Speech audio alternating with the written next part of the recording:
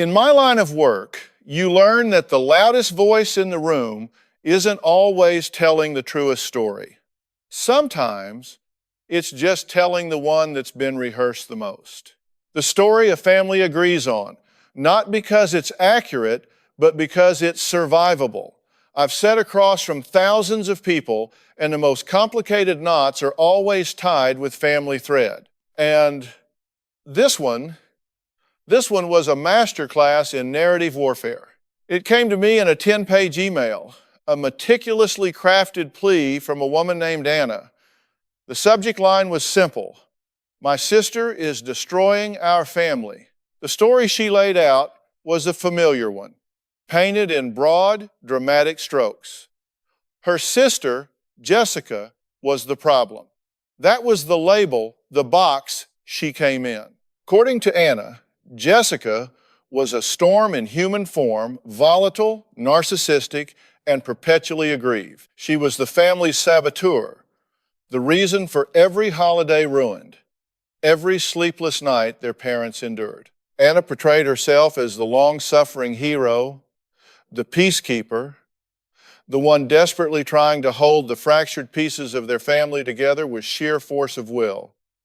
She was the good daughter. Jessica was the bad one. It was a classic, clean-cut dichotomy. And in my experience, anything that clean-cut is usually a lie. It's not that I didn't believe Anna was in pain.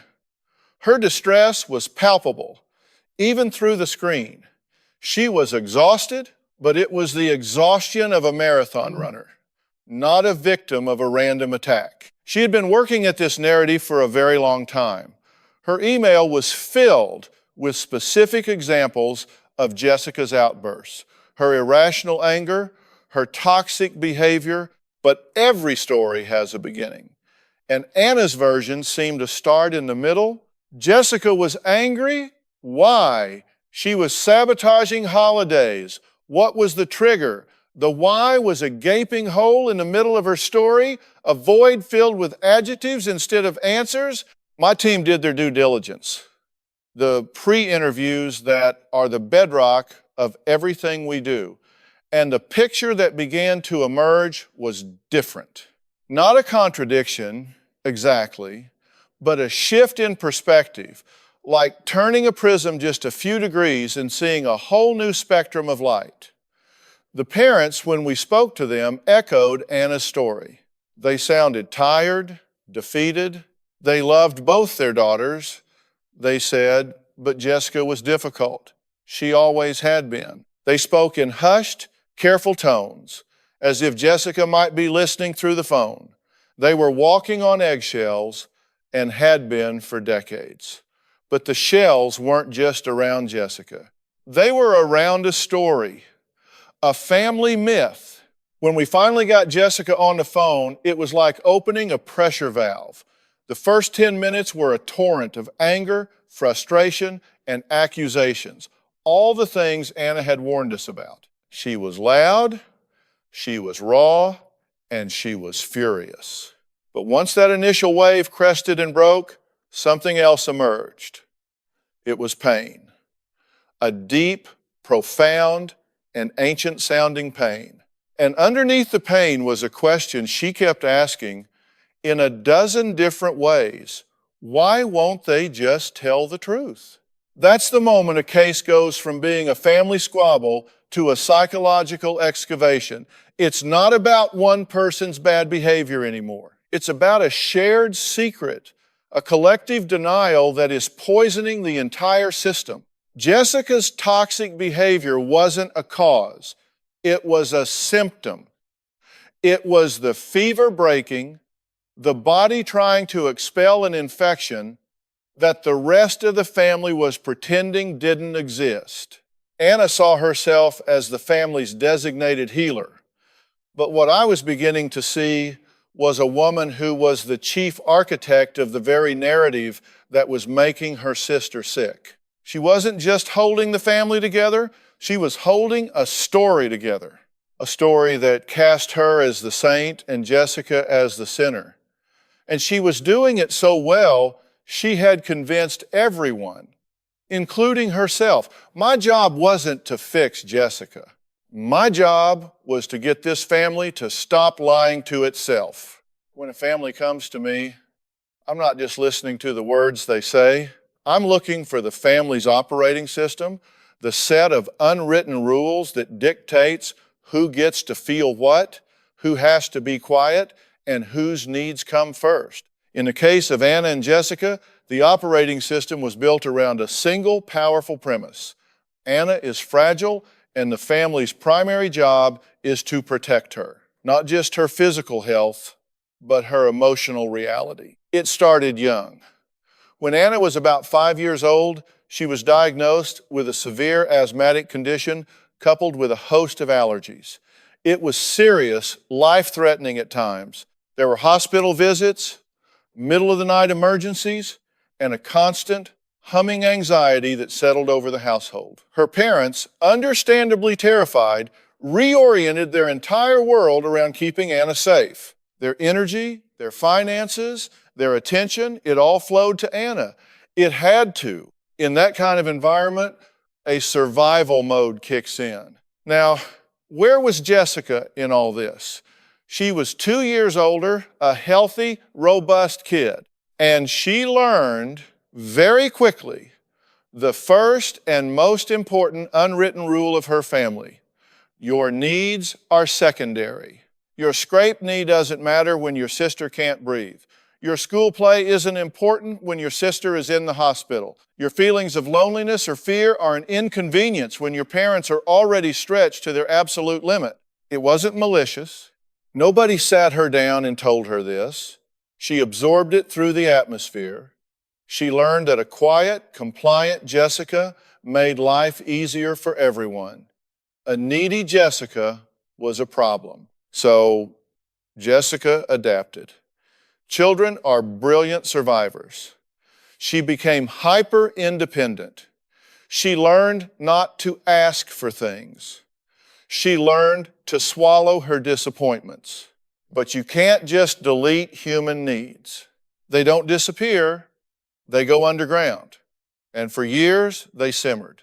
Meanwhile, Anna was adapting too. She was loved, she was cared for, she was the undisputed center of the family's universe. She learned that her feelings dictated the emotional temperature of the entire house.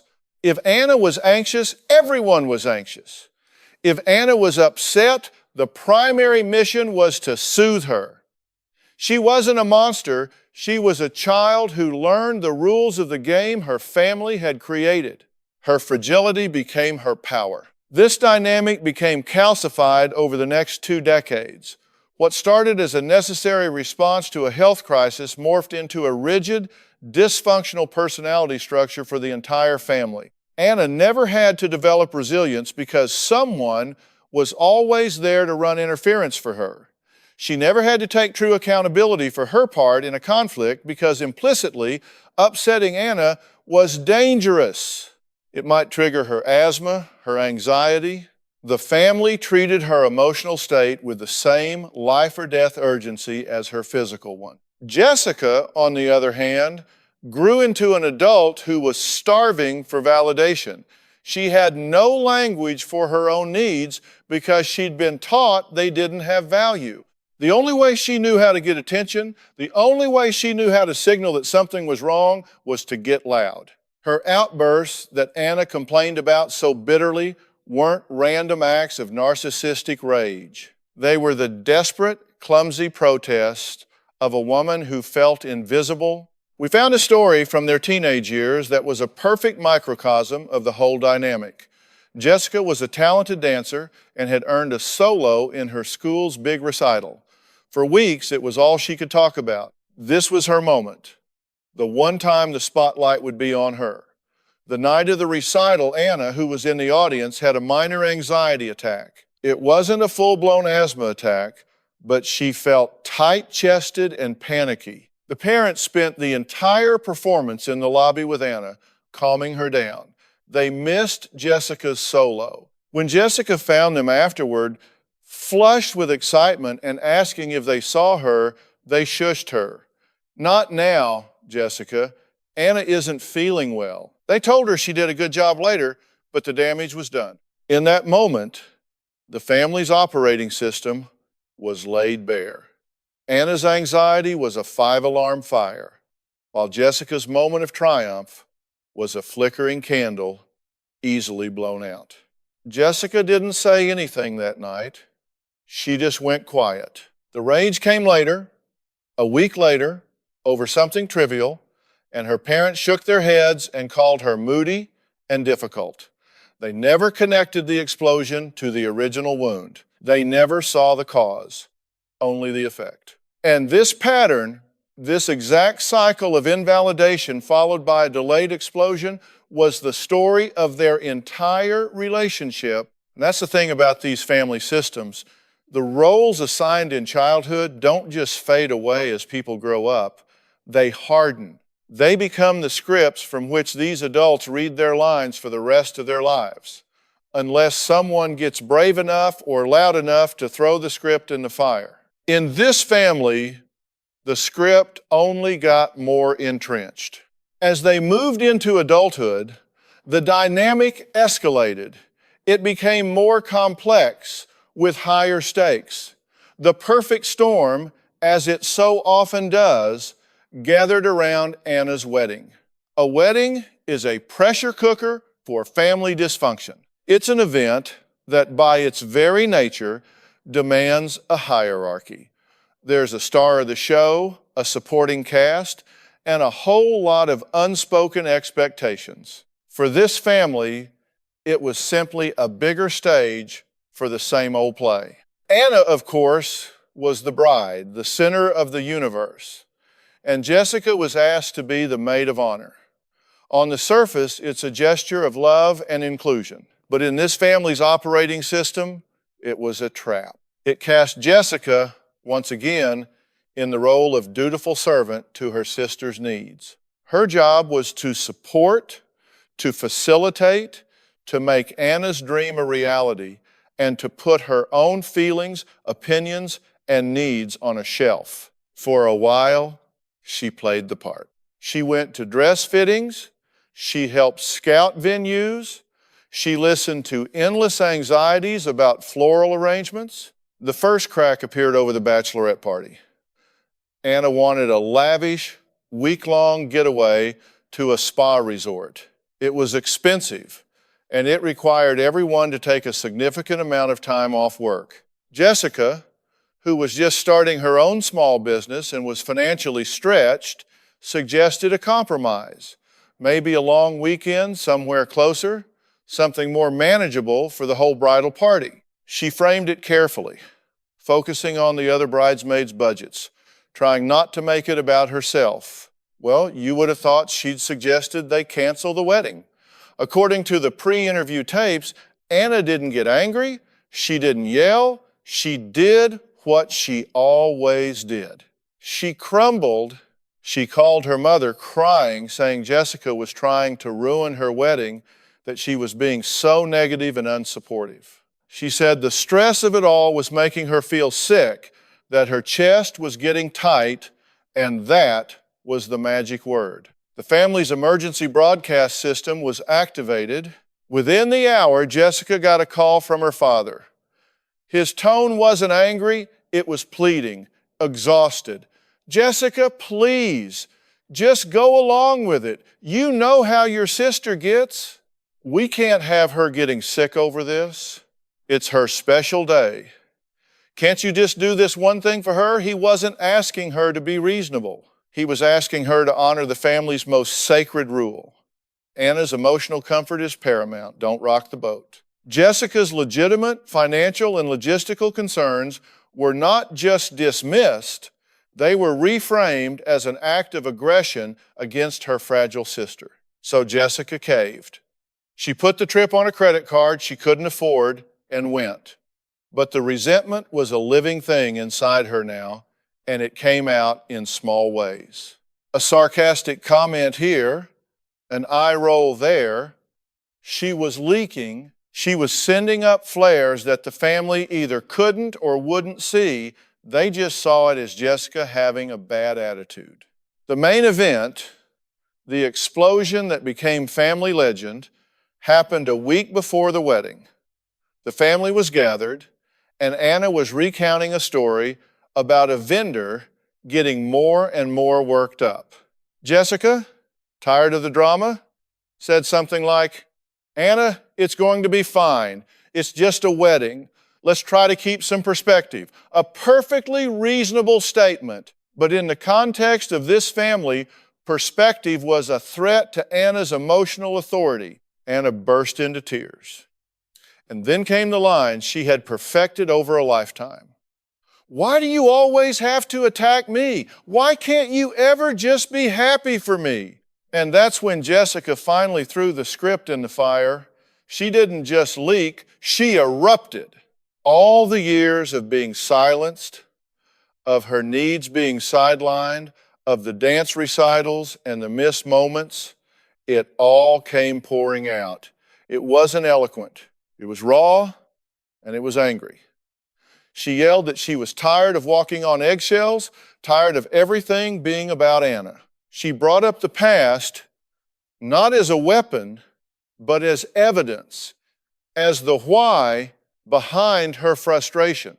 Of course, the family didn't hear it that way. All they saw was the difficult daughter ruining a precious family moment right before the wedding. They didn't see a woman finally breaking down under the weight of a lifetime of invalidation. They saw a narcissistic saboteur. Her father stood up and said, "That's enough, Jessica. You've done enough damage." And her mother just sat there, stroking Anna's back, glaring at Jessica as if she were a monster. That incident became the cornerstone of the family's evidence against her. It was Exhibit A. Remember how she behaved at the wedding? It was proof that she was the problem. They had successfully taken her legitimate pain, provoked an understandable reaction, and then used that reaction to invalidate the original pain. It's a perfect, vicious circle, and they had been spinning in it for years, the conflict escalating with every rotation, until Anna finally decided the only way to stop it was to have me, a third party, officially declare her the winner and Jessica the loser. My job isn't to pick sides. My job is to shine a light on the truth, to expose the unseen dynamics that are tearing families apart. When Anna and Jessica finally sat across from me, the tension in the room was so thick you could almost see it. Anna started, as expected, with her carefully rehearsed narrative. She spoke calmly, deliberately, detailing Jessica's history of aggression, her unpredictable outbursts, and how her sister had terrorized the family for years, especially during the wedding. She used words like manipulative and narcissistic, terms she'd clearly picked up from somewhere, trying to frame Jessica as a clinical case. Her voice was steady, almost mournful, a victim recounting her trauma. Jessica, on the other hand, was bristling. Every time Anna spoke, Jessica's jaw would clench, her eyes would narrow, and she'd shift uncomfortably in her seat. She was clearly struggling to hold back, to contain the storm that was brewing inside her. When it was her turn, she launched into a furious defense, rattling off accusations, pointing fingers, and demanding to know why her family refused to acknowledge their part in the problem. Her voice was loud, emotional, and raw. Everything Anna had described her to be. And that's exactly what I needed them to see. "Jessica," I interjected, holding up a hand. "I hear your frustration. I do.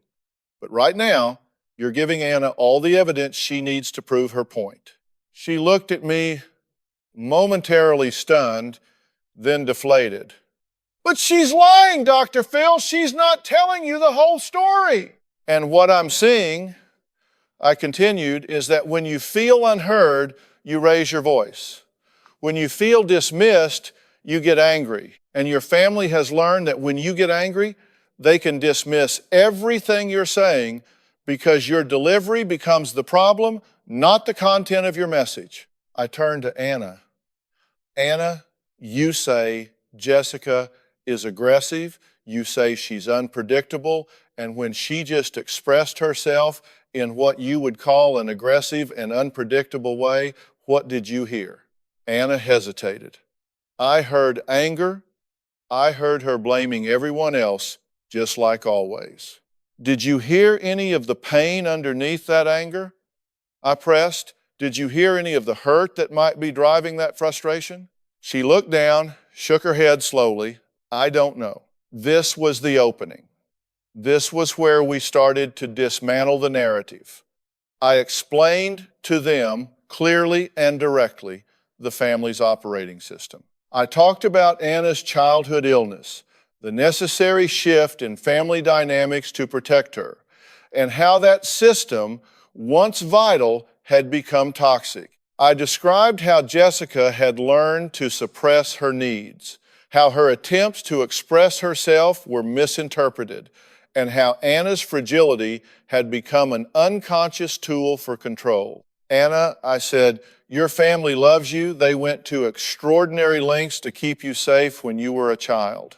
But in doing so, they inadvertently created a situation where your emotional needs became the sun around which every other planet had to orbit. And you learned subconsciously that if you express distress, if you get upset, the whole family will scramble to fix it, to soothe you, to make it go away. It's not malicious. It's just a learned behavior. I then turned to Jessica. And Jessica, you learned that your needs were secondary. You learned that if you were quiet, compliant, and didn't make waves, you were good. But if you expressed your own pain or frustration, you were difficult. So what happens when you've had a lifetime of being told implicitly or explicitly that your feelings don't matter? Eventually, they erupt. They have to. You're not trying to ruin things. You're trying to be seen. You're trying to say, I matter too. My feelings matter too. This was the confrontation, not just between them, but with the deeply ingrained beliefs about themselves and each other. Anna listened, her composed facade beginning to crack. Her eyes welled up, not with her usual soft victim tears, but with a different kind of emotion, a dawning realization. Jessica, for her part, was quiet. For the first time, someone was putting words to her lifelong experience, validating her pain, not just criticizing her reaction to it. I then brought up the wedding incident. Jessica, you felt completely dismissed when you suggested a more reasonable bachelorette party. You felt your financial concerns were trivialized. And then, when you tried to set a boundary to bring some perspective to the wedding drama, your sister, intentionally or not, weaponized her fragility. She cried, she said you were attacking her, and the whole family rallied to her defense, once again invalidating your experience. Do you see that? Jessica nodded, tears now streaming down her face, but these were tears of understanding, not anger. Yes, she whispered, her voice cracking. Exactly. That's exactly what happened. Anna, I pressed gently. When Jessica made that comment about keeping perspective, what was your immediate reaction? Was it genuine hurt, or was there also a part of you that knew unconsciously that if you cried, your parents would step in and support you and Jessica would back down? She was quiet for a long moment, staring at the floor. Then she looked up, her face a mix of shame and dawning awareness. I just felt attacked, but maybe I knew it would work. That was the breakthrough. That admission, that tiny crack in her carefully constructed victimhood was everything. It wasn't a full confession of malicious intent, but it was an acknowledgement of the functional payoff of her behavior. It was the first step toward true accountability. My job isn't to pick sides. My job is to shine a light on the truth, to expose the unseen dynamics that are tearing families apart. When Anna and Jessica finally sat across from me, the tension in the room was so thick you could almost see it.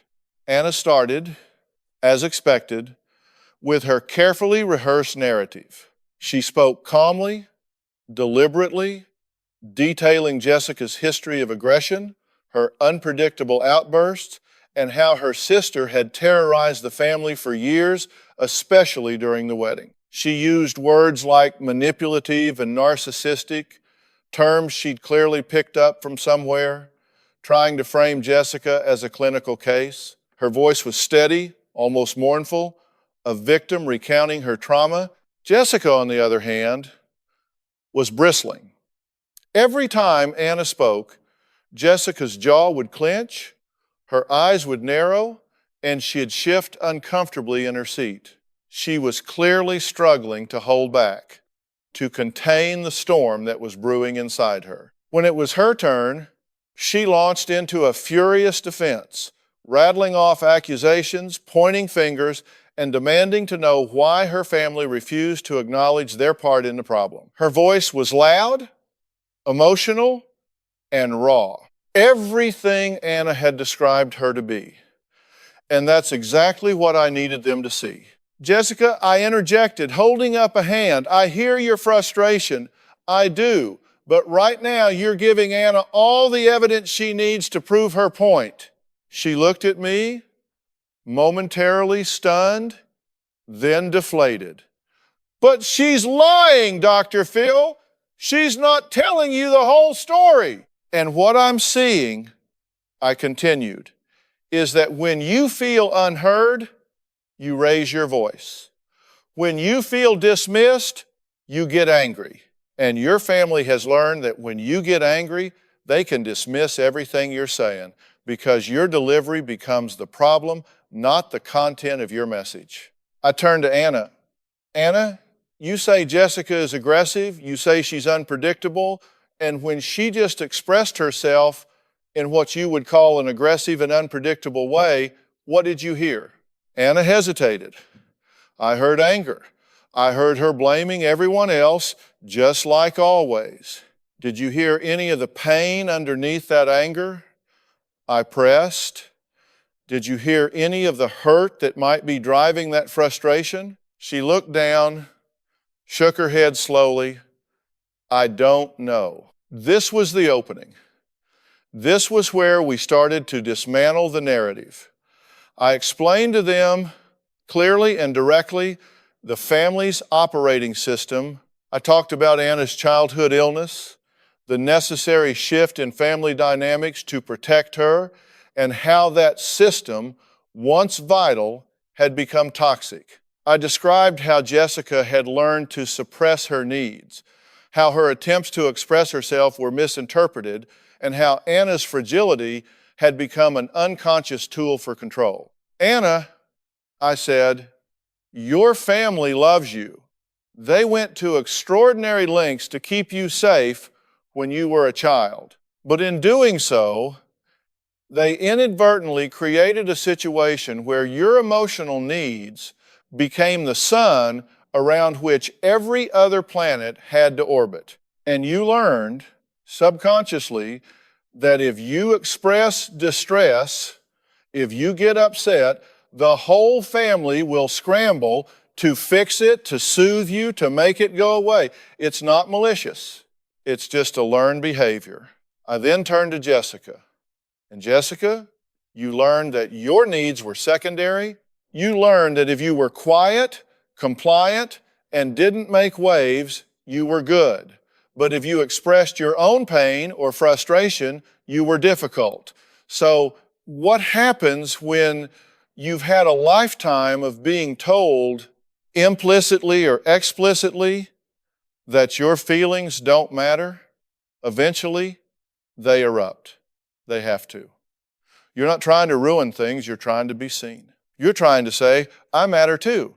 My feelings matter too. This was the confrontation, not just between them, but with the deeply ingrained beliefs about themselves and each other.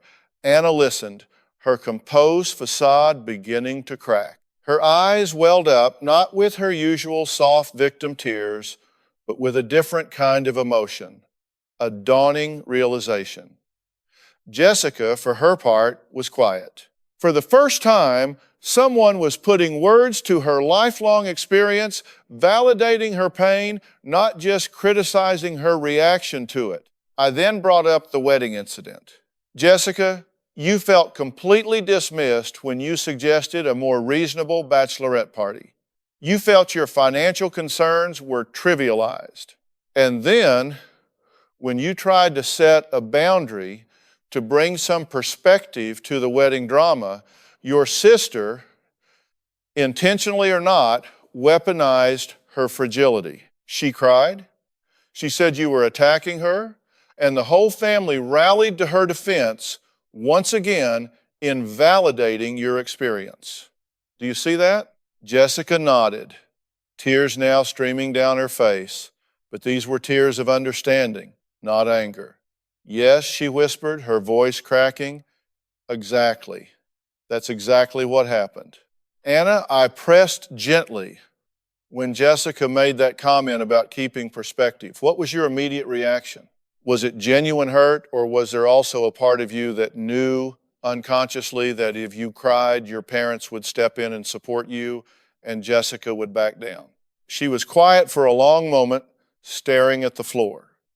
Then she looked up, her face a mix of shame and dawning awareness. I just felt attacked, but maybe I knew it would work. That was the breakthrough. That admission, that tiny crack in her carefully constructed victimhood, was everything. It wasn't a full confession of malicious intent, but it was an acknowledgement of the functional payoff of her behavior. It was the first step toward true accountability. The air in the studio shifted. It wasn't about blame anymore, not about who was right or wrong in that moment of the wedding crisis. It was about understanding the architecture of their pain. I spent time with them individually and together, dismantling the ingrained patterns. I explained to Anna that her desire for safety and comfort, a perfectly normal human need, had become a weaponized defense mechanism, and that the family, in its well-intentioned overprotection, had facilitated it. I told her that true strength wasn't in being shielded from life's difficulties, but in developing the resilience to navigate them. That her asthma, while real and serious, had become a constant excuse to avoid conflict, to demand special treatment, and to punish anyone who dared to challenge her. To Jessica, I reiterated that her anger, while understandable, was a destructive force that prevented her from being heard. I explained that the intensity of her emotions, while a cry for validation, often overwhelmed the message she was trying to convey. I told her that she needed to develop a more measured approach, to learn to communicate her needs without resorting to explosions, to find her voice without losing control. I emphasized that true strength wasn't in shouting the loudest, but in speaking clearly and strategically. We worked on their communication. I had them practice saying things like, when X happens, I feel Y, and I need Z, instead of just reacting with anger or tears. For Anna, it was learning to tolerate a little discomfort, to accept that not everyone will agree with her, and that a minor inconvenience doesn't equate to a life-threatening emergency. I had her practice saying, I feel a bit anxious, but I think I can manage it, instead of immediately calling for backup. For Jessica, it was about learning to pause, to breathe, and to articulate her feelings with precision rather than aggression. I gave her tools to identify her triggers and to respond proactively rather than reactively. It wasn't about instant transformation. People don't just flip a switch and become different. This was about planting seeds. I could see the gears turning in their minds. Anna was looking at Jessica, perhaps for the first time, not as an antagonist, but as someone who had also been a casualty of their family's history. Jessica was looking at Anna not with pure resentment, but with a glimmer of understanding that her sister's behaviors stemmed from a lifetime of fear. The parents who had been observing from the side were brought into the circle. They were confronted with the fact that their own overcompensation for Anna had created Jessica's silence and resentment. They had to understand that by always prioritizing Anna's comfort, they had inadvertently taught Jessica that her own needs were negligible. They were given tools to validate both daughters' experiences, to listen without judgment, and to stop acting as enforcers of Anna's narrative. The final segment of our work together was about accountability. Anna had to acknowledge the impact of her behaviors, even if she didn't intend them to be harmful. She had to own the fact that her constant need for reassurance and her tendency to escalate minor issues had placed an immense burden on Jessica and the rest of the family. This wasn't about her being a bad person. It was about her recognizing how her actions affected others. It was about saying, I understand how my need for safety made you feel unseen, and I am sorry for that. Jessica, in turn, had to take responsibility for her explosive reactions. She had to see that while her anger was a valid response to years of invalidation, her methods of expressing it were counterproductive. She had to commit to learning healthier coping mechanisms and communication strategies. It was about saying, I understand that my anger was overwhelming, and I need to learn how to express myself more effectively. This process is painstaking. It's like performing emotional surgery without anesthesia. There are tears, there is pain, and there is resistance.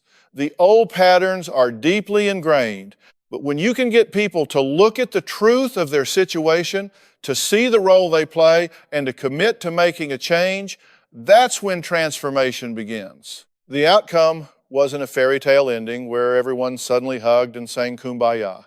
Real change is messy. Jessica and Anna left the studio with a tentative understanding, a shared recognition of the past, and a commitment to trying something new. They weren't magically healed, but they had been given the tools and the awareness to begin a new chapter. I told them, this is not the end of the story. This is the beginning of a different one. It will require effort, honesty, and a willingness to be uncomfortable. But the alternative is to keep living the same painful narrative over and over again. The choice is yours. They left with a framework, a roadmap, and the hope that they could finally break free from the cycle. It's not about perfection, it's about progress. It's about choosing to engage in the hard work of healing, even when it's easier to stay stuck in the familiar pain. My hope for them was that they would eventually find a way to communicate not as a victim and a perpetrator, but as two sisters who have been through a lot and who might, just might, be able to build something new from the wreckage of the old. The thing about these high-stakes family interventions is that you can guide people toward the truth, you can offer them the tools, but you cannot force them to use them. My role is to illuminate the path, to clear the brush, and to point them in the right direction. The walking, the actual journey of change is up to them, and the truth is, many people are so comfortable in their misery, so invested in their roles, that the prospect of genuine change is more terrifying than the familiar pain. When Anna and Jessica left the studio, there was a palpable sense of exhaustion, but also, I hoped, a flicker of hope. They had been stripped bare, their carefully constructed narratives challenged, and the underlying dynamics exposed. For Anna, this meant confronting the uncomfortable reality that her fragility had been a powerful, albeit unconscious, lever in her family. It meant acknowledging that her need to be protected had inadvertently stifled her sister's voice and her own potential for resilience. This was a profound cognitive dissonance for her. She had always seen herself as the victim the one who was constantly under siege. To accept that she was also an architect of her own family's dysfunction, even if unintentional, was a monumental shift. We followed up with them, as we do with many of our guests. Through our research team, the initial reports were promising but realistic. Anna began to make small changes. She started practicing saying, "I feel okay," when she felt a twinge of anxiety, rather than immediately escalating it. She made an effort to listen to Jessica's perspective without interrupting or becoming defensive. It was difficult. There were times she slipped, times when the old habits resurfaced, especially when she felt stressed or threatened. Her parents, bless their hearts, struggled too. They had spent decades catering to Anna's every perceived need, and breaking that pattern was hard for them. They'd catch themselves before rushing to soothe Anna and would instead encourage her to try and manage it herself, albeit gently. Jessica's journey was equally complex. She had a lifetime of pent-up rage and a deeply ingrained sense of injustice. Learning to communicate her needs calmly was a monumental task. Her initial attempts were still a bit rough around the edges. She'd still get loud, but now, crucially, she'd often catch herself. She'd say, okay, I'm getting worked up. Let me start over. She began to actively practice the I feel X, I need Y structure, and it slowly started to work. The family, including her parents, began to hear her more. They weren't always agreeing with her, but they were listening. They were acknowledging her feelings rather than dismissing them. One significant moment that our team documented involved a disagreement over a family vacation. Anna initially wanted to plan a trip that catered exclusively to her dietary restrictions and comfort levels. The old Anna would have dictated the terms, and the family would have complied to avoid upsetting her. But this time, Jessica, instead of exploding, calmly said, "Anna, I understand your needs are important, but we also want to do things that everyone can enjoy. Can we sit down together, look at options, and find a place that works for all of us?" Anna's initial reaction was a tightening in her chest, a familiar sensation of being challenged. But instead of collapsing into tears, she took a deep breath, just as we had practiced. "Okay," she said, her voice a little shaky. "Let's look at some places together."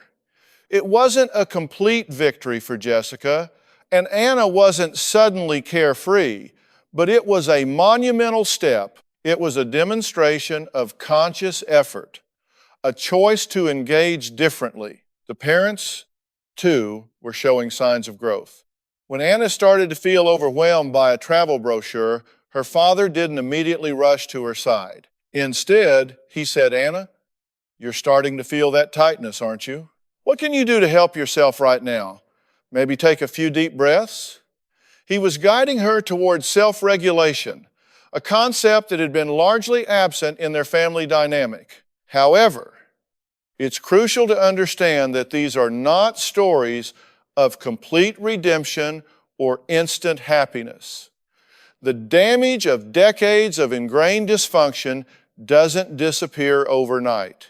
There were still relapses, still arguments, still moments of frustration. Jessica still sometimes felt unheard, and Anna still occasionally retreated into her shell. The difference was that now they had a shared language, a shared understanding of the patterns at play, and a commitment to trying to break them. The greatest outcome, from my perspective, is the shift in their interaction.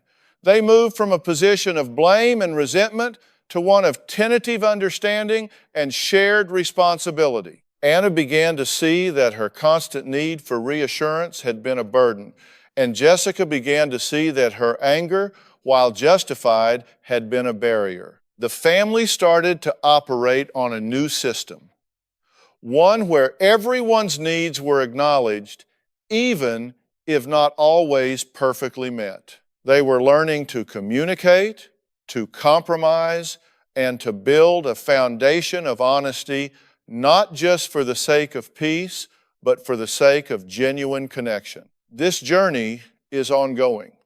It requires constant vigilance and effort, but the fact that they are willing to engage in that effort, to face the discomfort, and to risk changing the very fabric of their relationships is the true testament to their strength. They came seeking a resolution where one person was declared right and the other wrong. They left with something far more valuable: the possibility of a real, authentic family built on truth and mutual respect, not on a carefully constructed lie. That's the real work.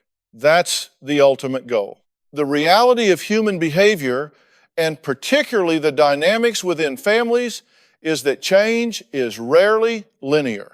It's more like a complex dance with steps forward, side steps, and the occasional stumble backward. What we saw with Anna and Jessica was not a perfect Hollywood-style resolution, but a real-world, imperfect, and ongoing process of healing. The work we did with them in the studio was a catalyst, a powerful intervention that forced them to confront the deeply embedded patterns that had shaped their relationships for decades. But the real test came when they went back into their everyday lives with all their ingrained habits and familiar triggers. Anna's journey toward greater self-regulation was, as I anticipated, a significant challenge. Her asthmatic condition, coupled with a lifelong reliance on her family for emotional management, meant that her comfort zone was a very small space. When she felt the familiar tightening in her chest or the surge of anxiety, her instinct was to seek immediate reassurance to elicit the protective response she had grown accustomed to. We had worked on techniques for her to identify these feelings, to pause, and to employ grounding exercises. For a while, she was remarkably successful. She would say things like, "I'm feeling a bit overwhelmed with this situation, but I'm going to try to manage it myself for now." This was revolutionary for her. It was a statement of self-efficacy, a declaration that she was capable of handling her own emotional states, a concept that had been foreign to her for most of her life. However, there were periods, especially when external stressors piled up.